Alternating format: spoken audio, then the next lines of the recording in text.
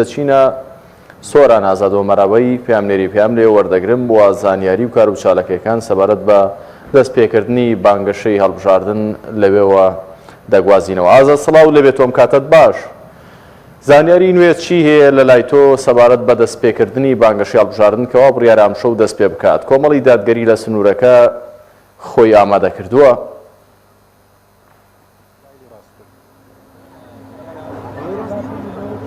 بەڵێ کارزان سڵاو لە تۆ لە بینەرانی بەڕێز بێتن. من لە بەردەم ئەنجومەنی خەلیفانی کۆمەڵی دادگەریم.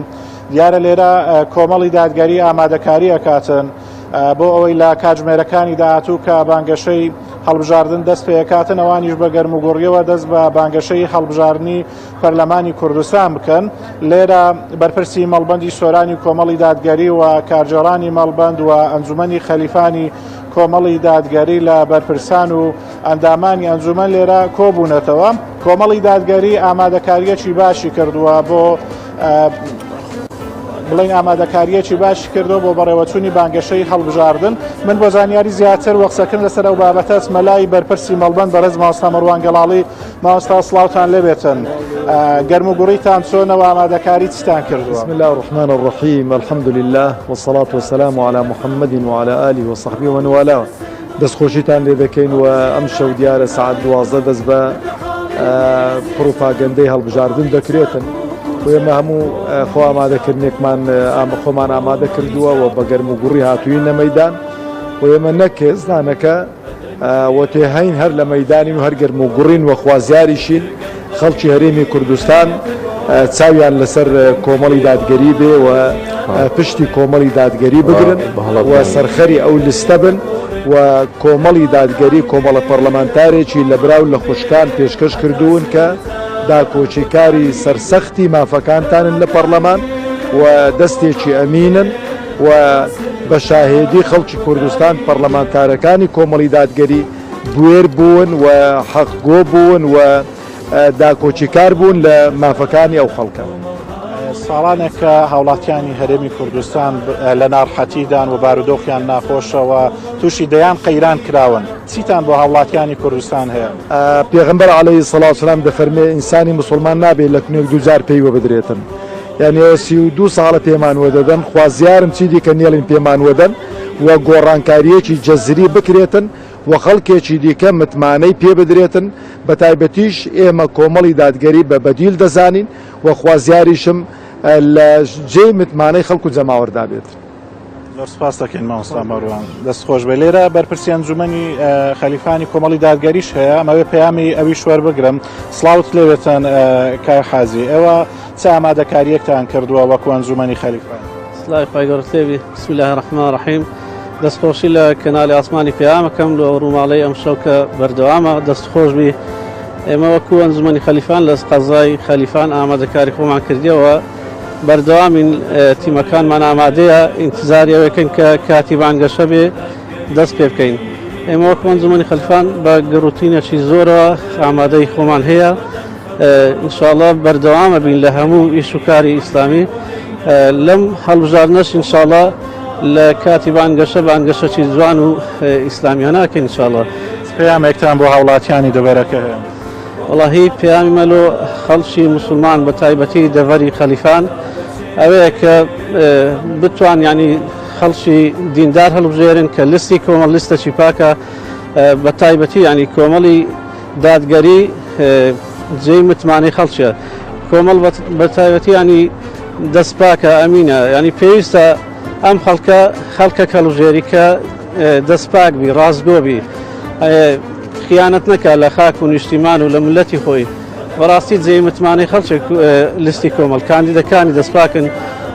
پێویستە ئەو خەڵکێک هەڵبژێری کە ئەو خەڵکە دین و ژینی ملەتی خەمی دین و ژینی ملەتی بی، نەکرد بیوێ خەڵکی بە ژینی خەڵکی هەڵخەرەتێنی داوای وعدی بە خەڵکی بدا و ڕاستش نەکا لەگە خەڵکی. زۆر سپاس کە حاجی. کارزان لێرە جگە لەوەی کا کۆمەڵە گەنج هەن لێرە چەند ڕیش سپیەکیش هەن بەم شەوە لێرە ئامادە بوونە وەک ڕوتینیان هەیە. بزانین قسەمان بۆ بکەن. مام حاجی سڵاوت لێبێت، چی وای لە تۆ کرد بەم شەوە ئامادە بیت لێرە؟ ئەو دینە پاکە وای لە من کردە نەک بە شەو لە تاریکە شەویش ئامادەمە ئینشاءالله هەموو لەحزەیەکی هەموو کاتێکی حتا ئەو ڕۆژەی ئەمرم لۆ ئەو دینەی و لۆ ئەو کۆمەڵی دادگەری ئامادەمە بوو هەموو شیش کۆشم پێشکەش کردیە ئینشاءالله. پەیامت بۆ خەڵکی بەگشتی چییە؟ پێیام ئەو دارەیە هەر کەسی ئەیەوێ کە ئەو دینە سەرکەوی با دەنگ بدا بەحەق تێگەی ئەوەی کە ئەشرێ وەڵا ئەو پڕپاگەندەی براوەکەتە قسەی ئەو قسە هیچ نییە لە ڕۆژی دەنگدان هەموو شتێک بە دیارەکەوی دەنگدانی شایدیە بەخوا ئەو شایدیە ڕۆژی قیامەتە یەکێکمان لێ دەپێچێتەوە هەموو مەحاسەباکرێ کەجا با خەڵک زۆر چاک بزانێت. ساڵانێکە لە هەرێمی کوردستان دەسەڵاتی سیاسی جۆرە قەیرانێکی بەسەر خەڵکدا سەپاندون پێویست نییە لەم هەڵبژاردنە خەڵک ئەم شتانەی لەبیر بێتوە لەبیری نەکەن. بەێ وەڵا پێویستە خەڵک جوابی خۆی بدەتەوە هەوە پارچێ مەعاشری خواردینە ئەو تاریش بەتەمایە چارە بخوا ئەوڵا زۆر سپاس. کا حەسەن ڕوستایی کارژێڕی هەڵبژاردننی مەڵبەندی سۆرانی کۆمەڵی دادگەری ئێوە ئامادەکاریەکانتان لە چ ئاستێکدەن و چاوەڕوانی چتان لە خەڵکی ناوچەکەیە؟ بەناوی خی گەورە و میهرەبان دیارە کۆمەڵی دادگەری ئەم جارە بە لیستی ژمارە 147 و بە کۆمەڵێک کاندیدی بوێر و چاونەترس و بە ئەزمون و شارەزا لە بواری پەرلەمانتاری هاتۆتە مەیدان بۆ هەڵبژاردننی پەرلەمانی کوردستان. داواکارین لە خی گەورە کە هەموو لایەکمان مۆفەقکە و ئێمە لە سنووری مەڵبەندی سۆران بە گڕ و تینێکی باش و بە کۆمەڵێک تیم ئامادەسازیمان کردووە ئامادەسازی باشمان کردووە بۆ هەڵبژاردننی ئەم جارەی پەرلەمانی کوردستان و داوا لە دەنگدەرانەکەین داوا لە خوشک و برایانمانەکەین لە سەر تاسەری کوردستان و لە هەر شوێنێک کە بۆیان هەیە دەنگ بدەن ئەو جارە دەنگ بە لیستی کۆمەڵی دادگەری بدەن بۆ ئەوەی بتوانین چۆن لە خولەکانی ڕابردوو داکۆچی کاری باش و سەرسەخت بووین لە مافەکانی خەڵک لە قوتی خەڵک و پارێزەری کاندیدەکانمان و پەرلەمانتارەکانمان پارێزەری شکۆ و دینی ئەو خەڵکە بوون و پارێزەری نەگۆڕەکانی ئیسلام بوون لە پەرلەمان ئەو جارە ئەگەر خەڵک زیاتر متمانەمان پێ بدا و ژمارەیەکی زیاتر لە کاندیدانمان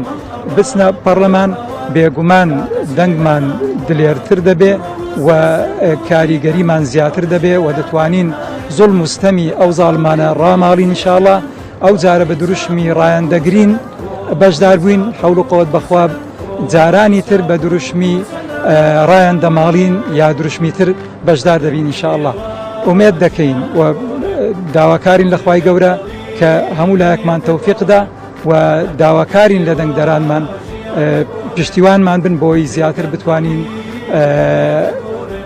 پەرلەمانتاری زیاتر و بوێرتر بنێرینە پەرلەمان و وەسپاسی پێیان دەکەین بۆ ئەو ڕووماڵە و دەستان خۆش بێت. مەکانتان تا چەندە لە ئامادەباشیدان کاتژمێر 12 شەو دەست بە هەڵواسینی پۆستەرات و لاپتۆپ؟ تیمەکانمان سوپاس بۆخوا هەم لە لێرە لە خەلیفان لە سۆران لە حەریر لە هەموو شوێنەکان لە ئامادەباشیدان و کاتژمێر 12 ئامادەن کە لە هەموو لەو شوێنانەی کە باسم کردن لە ناوشار و لە دەوروبەری بارەگاکان دەست بە هەڵواسینی پۆستەرات و ئیش و کاری خۆیان بکەن. کارزان ئەگەر دەرفەتمان پێ بدەی ئەمەوێت چەند هاوڵاتیەکی تریش وەربگرین. مام حاجی سڵاوتان لێ بێ ئەگەر پەیامی خۆت بە کورتی بۆمان بەناوی خوای گەورە و میهرەبان داواکارم خوای گەورە موفەقتان کە ئەو هەڵبژاردنەی پەرلەمانی ئەو جار داواکارم لە هەموو هاوڵاتیانش کە دەنگ بە کۆمەڵی دادگەری بدەن بۆ ئەوەی داکۆشی بکە لە مافی ئەو خەڵکەی چەند سارە دیان چەوسێننەوە بە زوڵم مستەم بە خواردنی موچە و بە زوڵم لێکردن و ئیشاءڵڵا ئومێدەوارم خوای گەورە دەرفەت بدا خەڵک زیاتر ئەشیار بێت و خەڵک بەشداری بکات لەو هەڵبژاردنەی ئینشاءڵڵا خوای گەورە بە سەرکەوتووی و سەرفرازی ئینشاءڵڵا مخوا موفەقتان کە زۆر سپاس دەست خۆش بێ. بەڵێ کارزان ئەمە پەیامی مەڵبەندی سۆرانی کۆمەڵی دادگەری و ئەنجومەنی خەلیفانی کۆمەڵی دادگەری بوو کە لێرە ئەم شەو ئامادەکاریان کردووە بۆ ئەوەی دەست بە بانگەشەی هەڵبژاردن بکەن دوای کاتژمێر 12 شەو کە دەست بە هەڵواسینی پۆستەرات و لافیتە و فلێکسەکان دەکرێت هەمیان ئامادەکاریان کردیەوە بە گوڕ و تینی بەهێزەوە هاتوونەتە مەیدان.